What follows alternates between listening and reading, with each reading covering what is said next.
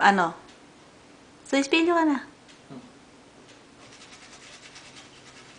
Ito ang aking asawa.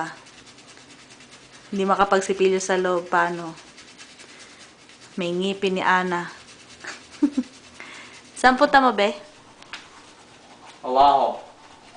Saan ang trabaho mo? Girl. Tamang laki ng tiyan ng aking asawa. Narinig ka ba? My husband's tummy is so big. Look at that.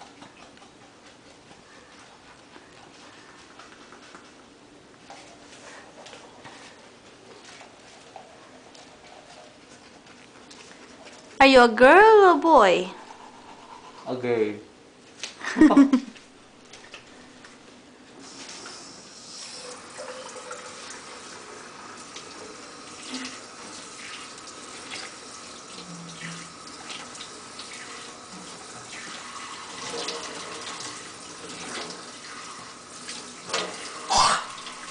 May mic ba yan, be?